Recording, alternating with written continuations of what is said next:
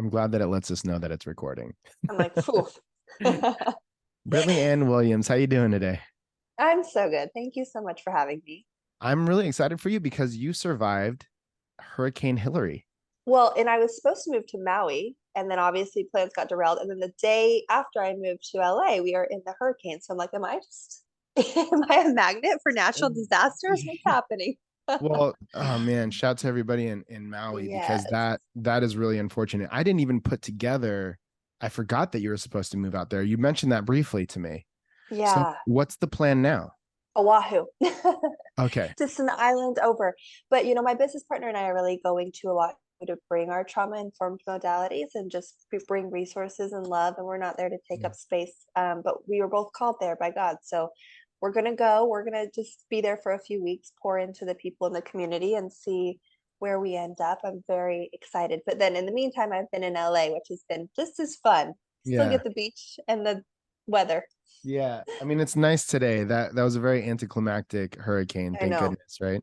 Hmm. Well, we have a mutual friend in Elle, and I am really excited to be connected with you. We've been connected on social for a little bit now. I've loved watching your content, seeing what you're doing, and the fact that you can merge kind of like holistic wellness with your faith, with business, with entrepreneurship.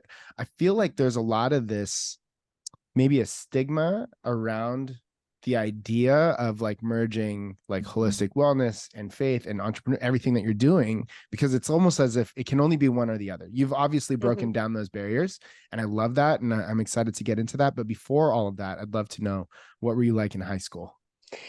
Right when you told me you were going to ask this question, just like 5 seconds ago, you're like, I might ask you about this.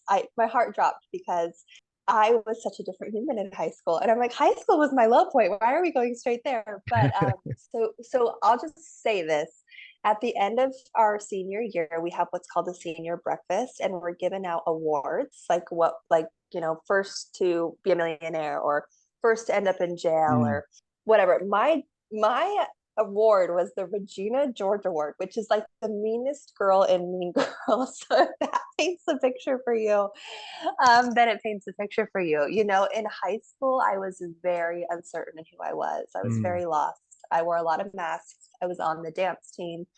I dated all the wrong boys, and I just was really, really encapsulated in drama, which is so funny because I tell people that today, and they're like, "You were mean. You don't have a mean bone in your body." And I don't know that I was mean, but I was definitely at the height of the drama. I was definitely involved, and it did stem into college and even my early adult life because I was so chronically disconnected from who I was. Mm. I was trying so hard to be everybody else. I would even like adopt mannerisms from the people that I was hanging out with. So talk about going from completely disconnected and incongruent with who you are and your identity and just feeling really lost and afraid and lonely to where I am today, which is like, boom, what you see is what you get. My authenticity spews through everything that I do, and I know exactly who I am. But thank goodness I had a foundation, right, to compare to. So I would say high school was, some people breeze through. I definitely didn't. I stumbled my whole way through. Mm. Big learning opportunities, a lot of heartbreak, a lot of sadness, a lot of loneliness. But I, again, wouldn't trade it for the world. I go back and hug 15-year-old Britley quite a bit in my Oh, adult day. that's a really nice sentiment. I go back and hug 15-year-old Britley quite a bit. I love hearing that Yeah. actually. It's an interesting idea, going through life and acting as at the time you believed you knew who you were, but now looking back, you mentioned that you didn't know who you were yet. Like, what does acknowledging and what does accepting and learning about who you are, what does that look like, at least in your experience? I Oh, guess good we're not going to question. start easy on this episode, right? We're just going to get right I into never do, so we'll just go. it. Oh, let's just jump. Beautiful question. I think what it looks like, and it's taken me a long time, right? So I just want to preface that for anyone who's listening. It's taken me years of work and modalities and just coming home to me, myself, and God to be able to be in the space that I am today, which is really the ability to be authentic and translate. I think people think I'm the same online as in person, as when I'm angry, as when I'm happy. Like I have a very vulnerable side of me that is just who she is. But that's taken so much work. And looking back, I think the question is like, what does it feel like to look back and see her? Or how do I know I'm in my expression? How do you know that you're in your own expression? Okay. It's so easy. It's so effortless and I'm so unattached. I have very little attachment of what others think and project upon me.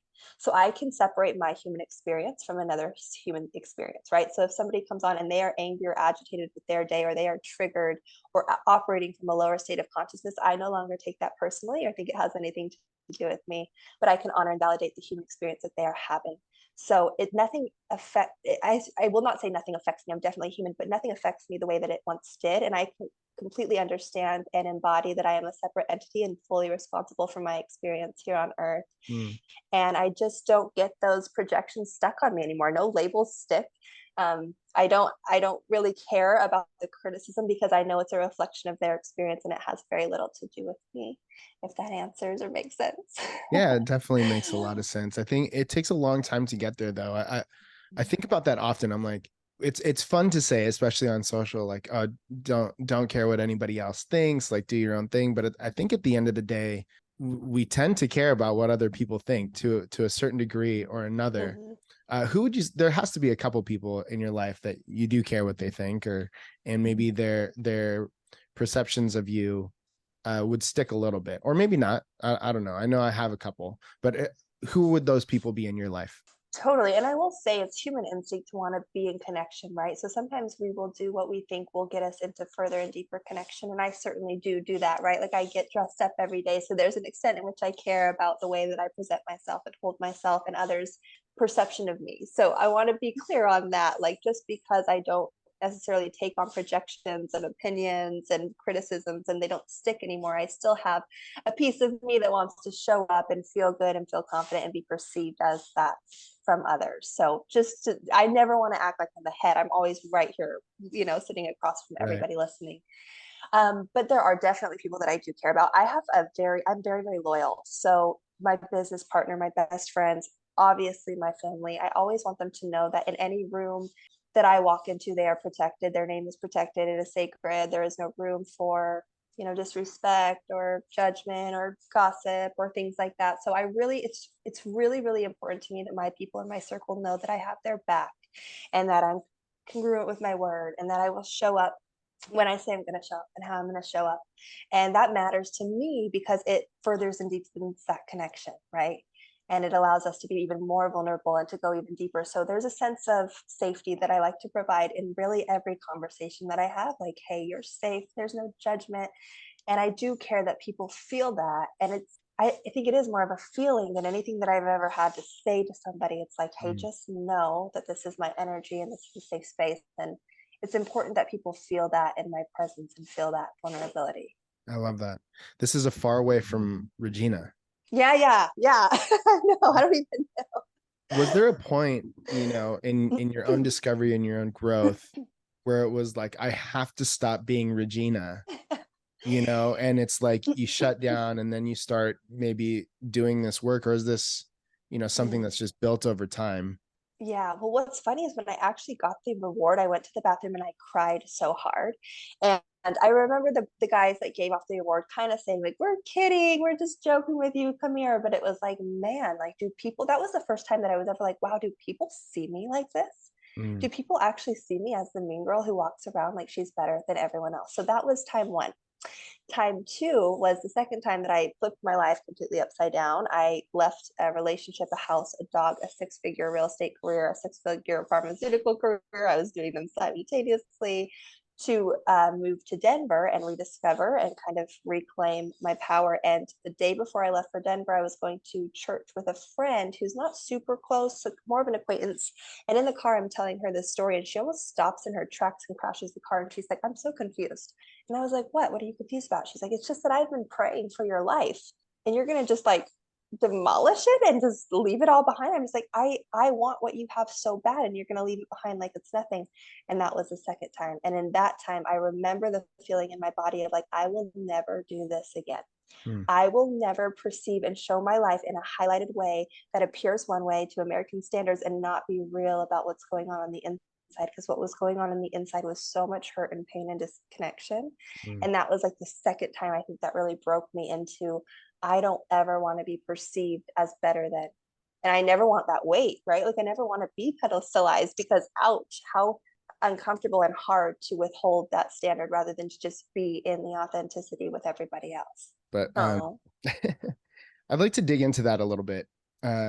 You mentioned you had a six figure income, pharmaceuticals and real estate. So you're killing it financially, maybe at that point, at least from top line, right? yeah. Boyfriend, dog, the whole thing. At least on your site, it talks about a boyfriend, dog, the whole thing. And Hmm. perhaps you were in good physical shape, those types of things. But you're broken on the inside. What was it finally?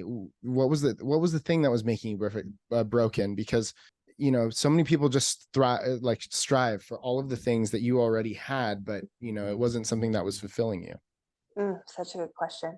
The breaking point for me was I was obviously it's a buildup, right? It's a slow burn. So I was getting unhappy in the relationship. It was in the midst of COVID, and I was definitely burnt out in the real estate career because I started at 17. So I had been working harder than anyone my age for anyone in my circle, I guess I should say. There's people in my age that were definitely working harder than me. And I was, yeah, on my way, on my fast track to success because I always had a really high expectation for myself. And I think I was like 22 and I had reached the height of an eating disorder.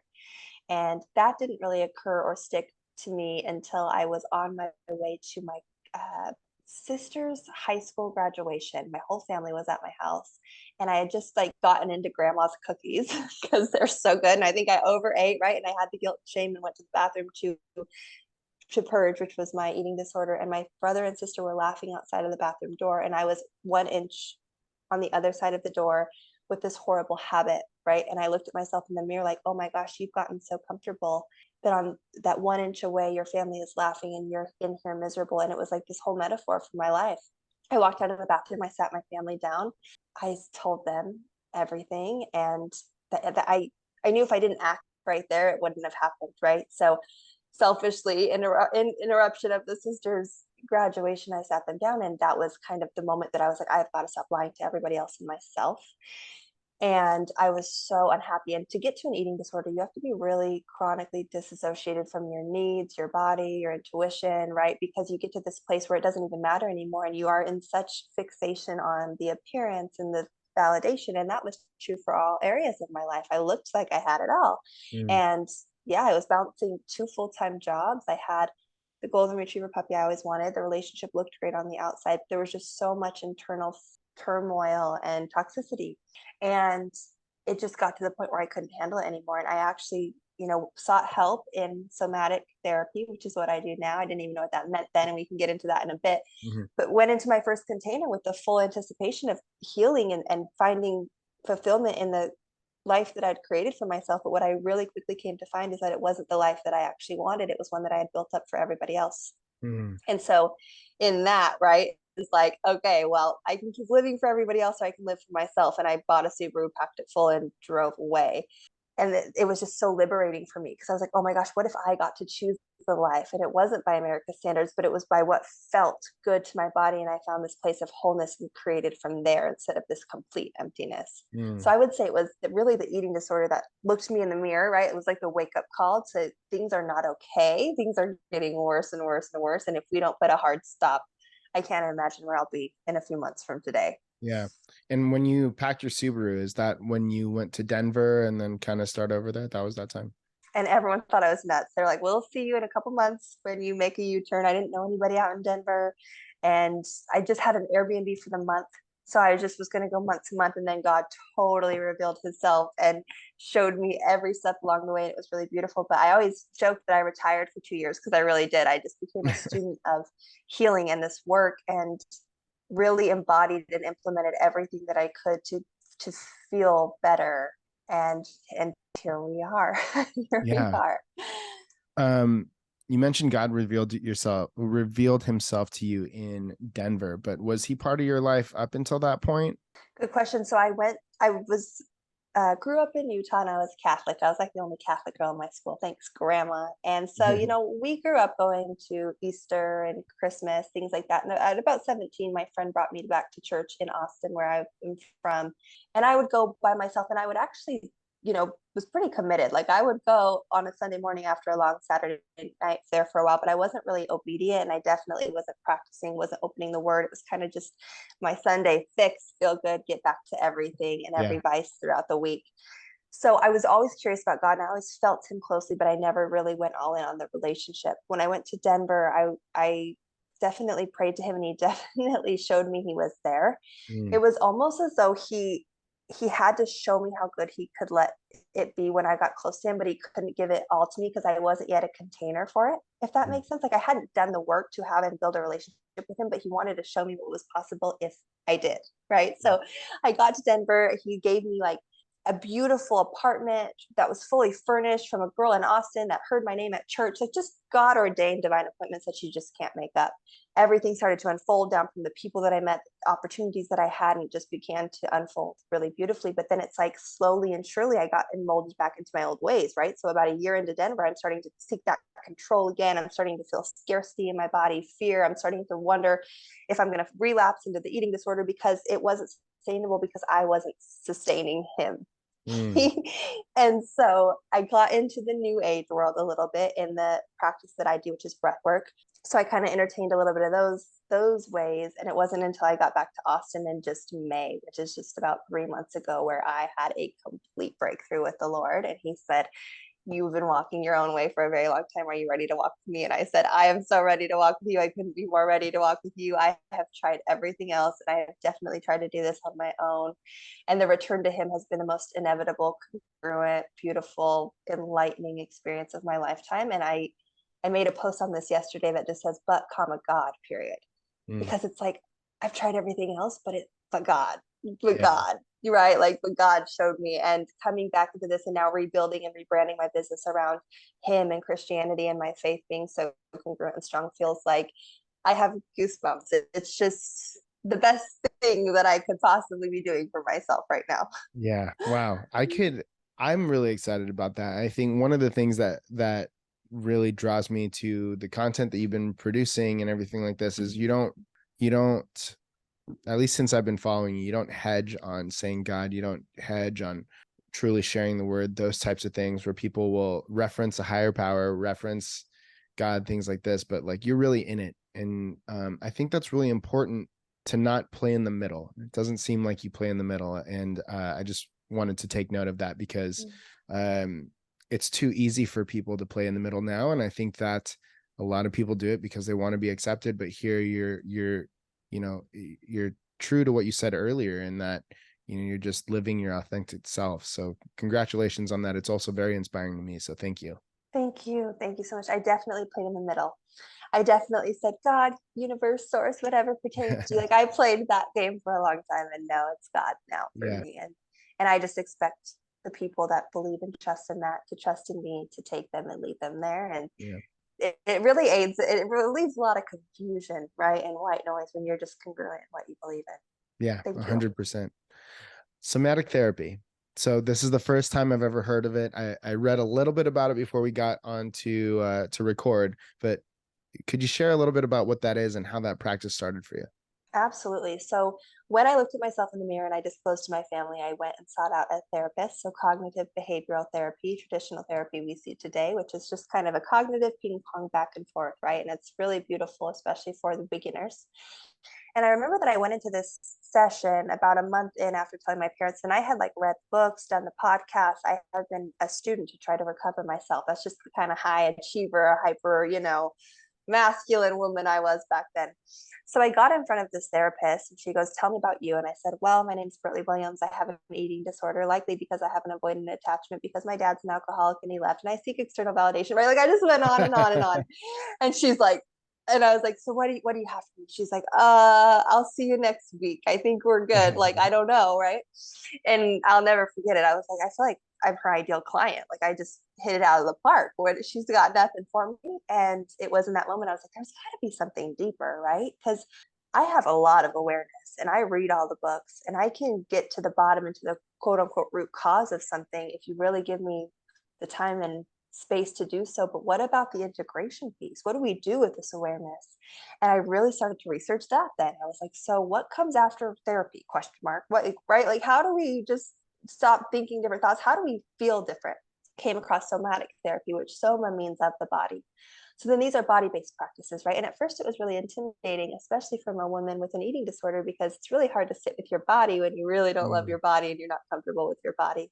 So I kind of knew it was exactly what I needed. So I signed up for this course, and it was actually a group container, and it was all tapping and sound and breath work and like meditating, but like feeling the body, which was really scary for me. And it was so healing. It was so healing so quick. I mean, quantum speed, sitting in the discomfort and building resiliency to like capture your mind and capture your thoughts and relieve them and come back into the body and not fall victim to them, right? Practices of meeting and healing ruptured parts, inner children that are stuck in time that we've stored as memory and truth that show up today and respond and react today without our knowledge and knowing. And all of these practices coming together to like completely turn and show me a whole new set of awarenesses, I guess you could say. And then it was a breath work facilitation that I went to where I felt my body for the first time in 10 years. It was like my mind and body put down their weapons and they're like, we are actually not at war. We're on the same team. And I was like, oh my gosh, it was like the biggest breakthrough. I was like, we've been fighting for so long. And like the whole time you guys are after the same goal. And that is when my whole heart changed. I actually felt God in his presence and the Holy Spirit in that moment. And I was like, I Mm. have to teach this. I have to help women. And at first it was helping women through eating disorders and finding and fueling their body. But the purpose has grown so much. And now I'm so available to help everybody because I'm like, everyone in the world could use 30 minutes with me because everyone in the world could use 30 minutes with them. Right? Yeah. Like in their body, coming home, feeling their essence, the flame within that God has lit. To be able to access that and then to really work and operate from there is the most empowering divine tool that we could ever access and come to, in my opinion. I love that you can, again, that you've taken these new, I didn't want to say new age, so I'm glad you said new age. I'll throw us under the These, these like new age practices, although they've been here for longer than forever, right?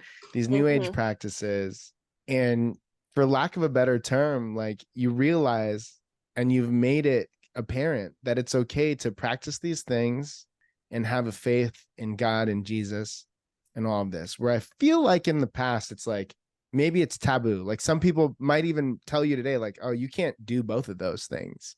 Mm-hmm. What is that balance like for you? Or have you come into any of that criticism in what you're practicing and things like this? Yes, I definitely get criticism. But before I got criticism, I myself was in a little bit of a tension period, asking God, like, are you really asking me to rebrand my business here and not do breath work? Like, I thought this was the move, God. In fact, you're who showed it to me in the first place, right? And so I suffered my own confusion and discernment between what I was practicing and preaching and how I could bring God into it. But then I actually was in meditation and he said, I breathed life into Adam. Mm, And I was like, okay. And I kind of just sat with it. He was like, I breathed life into Adam. And I was like, oh, like you breathe life into me. Like you are the life. Our breath is the life force. It's our connection to you. It's yeah. literally what connects me to you and makes me whole and full. So I had this whole epiphany and I started to find these ways. And then I started to really dig into the Bible and find verses around breath work and why he gave us this breath and this ability to actually use our breath to connect to and get outside of our mind, outside of our emotional body and into our soul and spirit in Mm, which he is, right? That's where he lives. That's where he is most likely connected to. And so I started to change and transition and I just did it quick. It was like I didn't try to like, lukewarm the water and let everyone know that I was going this way. I just did it. And I did receive a lot of unfollows, a lot of backlash, a lot of there's no way that you can do, holotropic breath work and call yourself a Christian. I got it all, but I was unfazed because I yeah. knew where I was coming from and what I was doing and how I was going to do it and how I was going to now transform breath work into the space to feel the Holy Spirit within you and like allow yourself to come home to healing and beauty. And I was like, I don't care. It's like God just like breathed a new life into me. And I was like, I don't care. I am so on fire for him. And I am so on a mission to help people feel and heal and come home to their body that however you want to find a way to make that frustrating for you is like totally okay and acceptable. And I'm not fazed. And I Yeah. refuse to be shaken by that because that's also, in my opinion, some evil, right? Like the evil wants to come against me when I'm in my power and helping people come home to theirs. Like that's not super attractive to the one that wants to keep us stuck and stored and stagnant and away from him. So I kind of knew that that backlash could come, and I was prepared for it. And as best I could, right? It's never fun to hear people criticize you and question your character and your narrative and your why. But gosh, you come home into that space and place, and it's really, really hard to be shaken. It really Yeah. is. Yeah. Well, it's so great. And obviously the success you've experienced from that is from that is kind of just a testament to the fact that you're on this right path. You seem to be really in tune with, you know, maybe God speaking into your life, which I think is great. I think a lot of things are great, apparently. I love it. I'll take it. You're fanning my flame today. Is what's Okay, happening. perfect. No, well, I would say that struggle isn't the word, but you know, in some points in my own life, I'm like, God, where's your direction in this? Where's your voice in this? I just want to hear what you have for me. And it's so hard to hear amongst the noise. Can you tell us a little bit about, and I think the answer is pretty obvious, but can you tell us a little bit about how you stay in tune with God's direction and his voice in your life? You just said it, and I got chills. It's turning down the noise, right? There is so much noise. Think about, like, I'm going to walk you through a tangible example. You're in the shower, right? That's when we have our best ideas, right? Because no phone. So you're in the shower and you have this idea, and you're like, oh, that was a good idea. I got to write that down. Oh my gosh, that idea, right? And you write the idea down. It's so divinely inspired. It feels so good and true in the moment that you're in the shower. But by the time you get out of the shower, you dry off and you run and tell your wife or your friend or your coworker, you're like, hey, I have this idea. And if they don't fan the flame, and they have one projection or fear based on their experience, and they say, dude, everyone does that, it dilutes the idea, right? And then you go to the second person and you're like, dude, look at this idea. And they're like, I've seen that done somewhere else, like, or whatever. So all of a sudden this idea becomes completely diluted, and it's no longer this big beautiful idea, and everyone's projections and noise and opinions have gotten all over, and then you're like, and it just falls in the idea bucket, and then you're on about your day. It's like, no, right? We've got to learn that these ideas and these divine inspirations are ours to keep and to hold sacred, and to dwell on, and to meditate on, and to breathe on, and to pray on. And I think what we do as humans is we take these ideas and then we externalize, like everybody else has a better opinion than what we have for ourselves. It's like we trust other people more than we trust ourselves. So we create this white noise, and then we're like, why am I so confused about this decision? It's like, it was so crystal clear, and then you diluted it and you got confused, right? And so I really invite people back to, like, the simplicity of what came on your heart, how did it feel in the moment? And before you run to do the human habitual thing, which is like to bring it out into the world and expose it for everybody to just completely, throw their perceptions all over, like, could you hold it sacred? Could you dwell on it? Because that's from God. That's God's prompting. That's your human creativity, your inner workings coming up with these beautiful ideas that have meaning. They're not useless, they're not silly, they're not dumb, and they're definitely not anybody else's.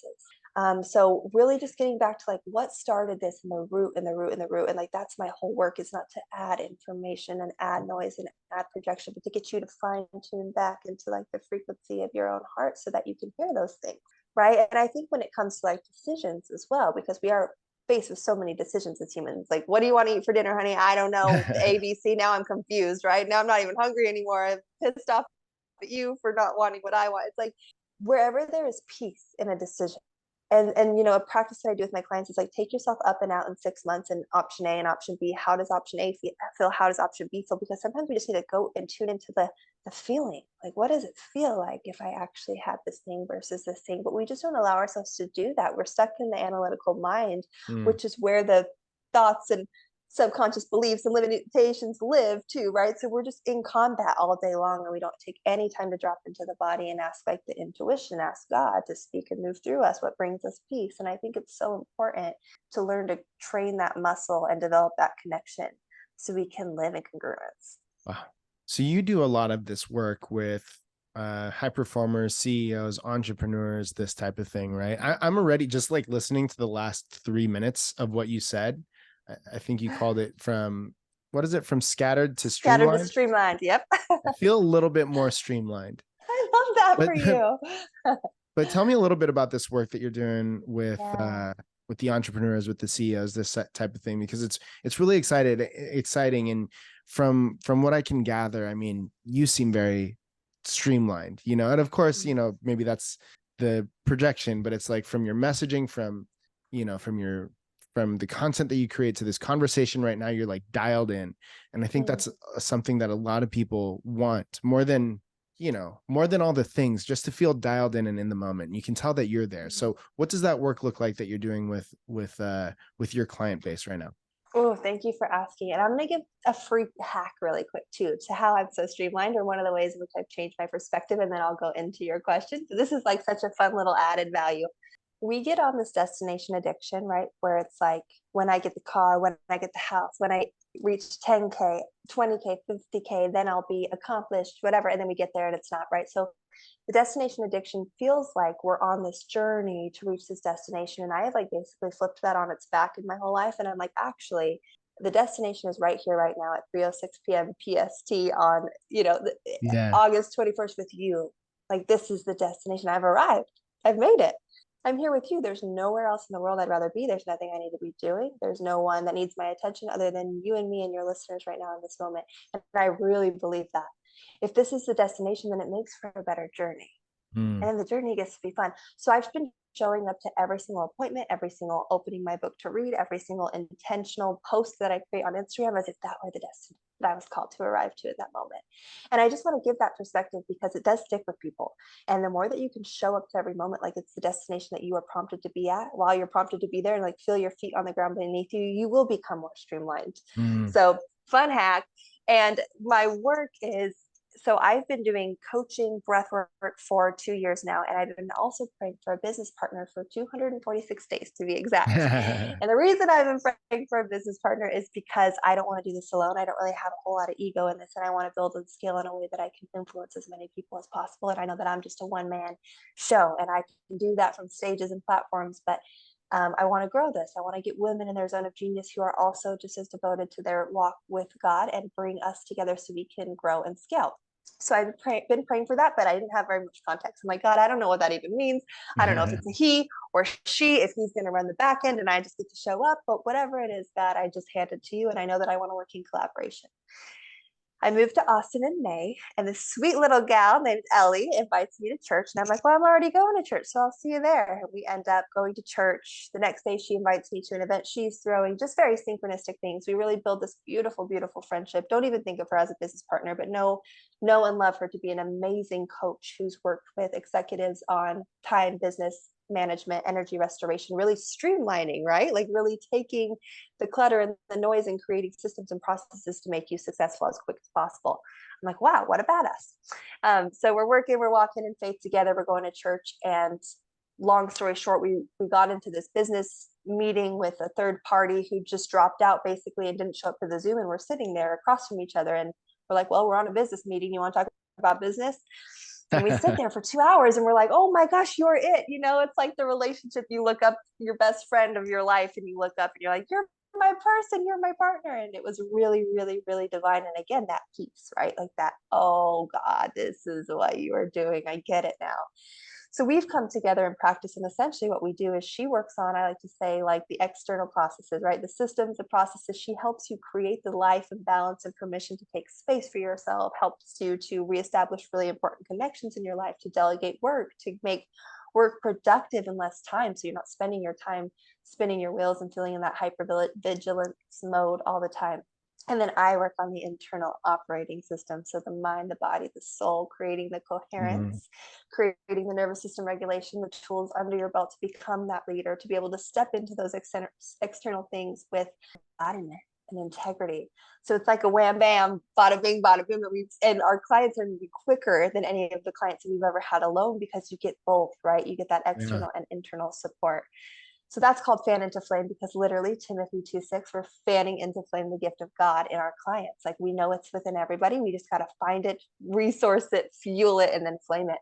And that's the work that we're doing. And it's so life-giving. It's so much fun. Mostly like our clients are having so much fun with this because they're showing up excited and they're feeling like a lot's off of their plate. And again, we're taking all this white noise and awareness and we're turning the dial down to tune back into them. and also just feeling really held and supported in their vision, like holding the vision for someone when they can't hold it for themselves is really powerful, right? Because I'm Mm. like, I'm not going anywhere. We're holding the vision and goal.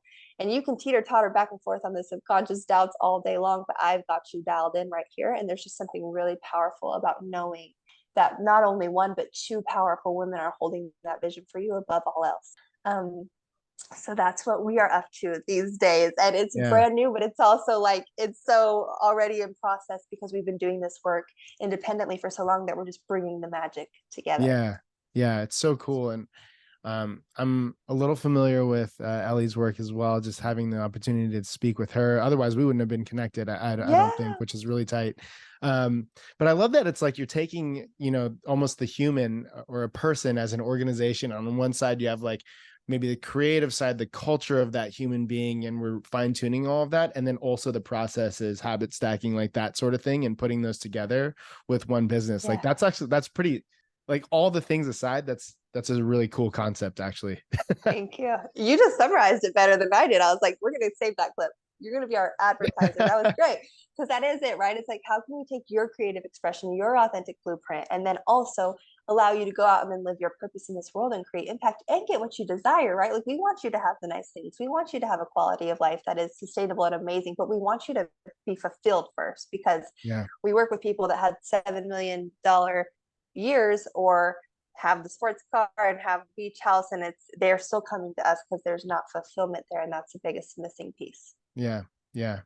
You know, when we started this conversation, it was really about, you didn't know who you were yet, then kind of hit stride in the middle talking about how it felt like you had it all, or maybe it looked like you had it all, but you felt empty on the inside. Today you're clearly in a different place. Like you're lighting up with every word that you speak. And I'd love to know, like, what is the thing today that truly fulfills you? What is the thing that is keeping your fire going today? Oh, thank you. This has been one of the most fun podcasts, by the way. I'm like, this is just fun. Your energy is also powerful and bright and brilliant through this computer. God is my Mm. answer. Uh, like I said, I had tried it all on for size. I had the oracle decks, I had the crystals, I was doing the new moon celebratory celebrations, and I was basically externalizing my life, thinking that there was a power outside of me that was going to fulfill and sustain me. And then I got confused that it was me that was going to fulfill and sustain me. And Mm. that's a real mess, because what a weight that I don't want to hold, right? And I remember even being in that and always feeling imposterous, like showing up to client calls and being like, who am I to coach? Who am I to coach? Like, if I am responsible for this client's transformation, then whoa, I don't want to do it. And just running into my own way again and again and again. But the second that I found God and surrendered, I feel like He just empowers me every morning.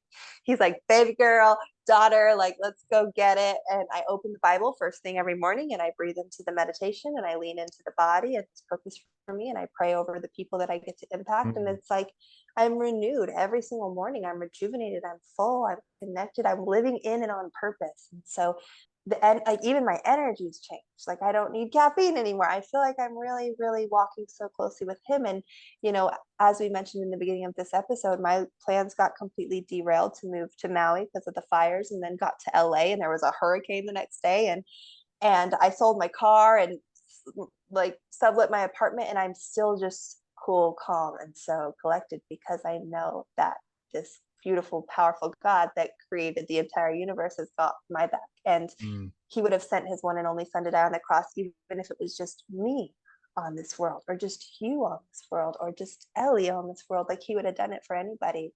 And so it's, how do you not wake up in celebration, I guess, Yeah. when you're walking in that.